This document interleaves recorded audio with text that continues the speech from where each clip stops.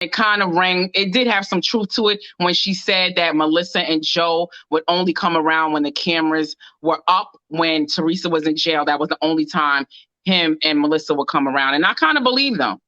So basically they wasn't stepping up when Teresa was in jail, they're saying.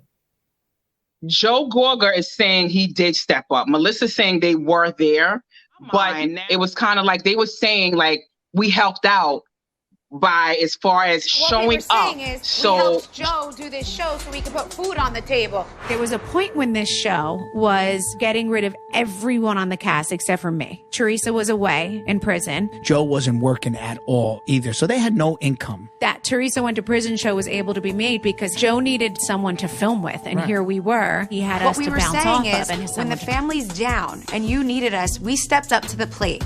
Put food on the table. All right, let's twist that and string it out, throw it the wrong way. I mean, come on. When Melissa says, oh, why are the girls on the show? The girls are on the show because they've been on there since they're, Gia was 7, Melania was 3, Gabriella was 4, and Adriana was born on the show. I love the old video. And they made them part of it by saying that they put food on our table. Right. Which they didn't. If anything, we put food on their table. The show was called Teresa Checks In. So if anything, I put food on their table. Let's get that straight.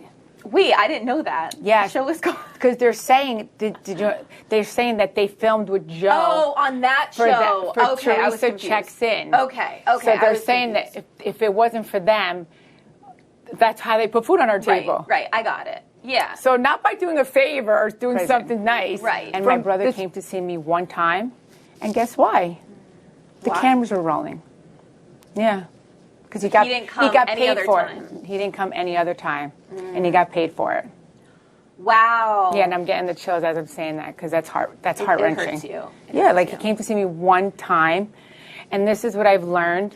Unfortunately, the past 10 years, it's been heartbreak after heartbreak after heartbreak. If that is true, which I don't think the kids have any reason to lie, I see why Teresa, you said not having the kids involved, why she had them involved. No, because if you're going to go lie and say you're being supportive to my kids and you weren't, and that probably affected them because you are their uncle and their aunt, go ahead, put it out there. I would not say, oh, don't say nothing. The only thing I feel, seems like this is ongoing family drama. There are certain times you don't have the kids involved.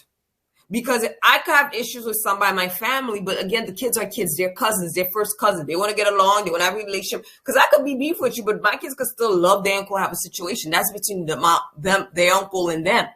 Mm-hmm. What I have with my brother has nothing to do with how he is an uncle to them.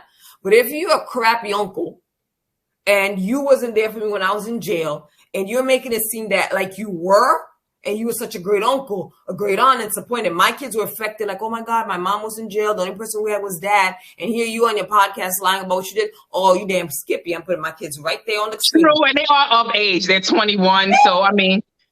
I put it right there. That's totally different than involving them in the mess. Because you're lying, and then my kids know the truth and want to tell their truth. And it probably affected them. So I totally agree with Katia if that's what she's doing. That's a good point.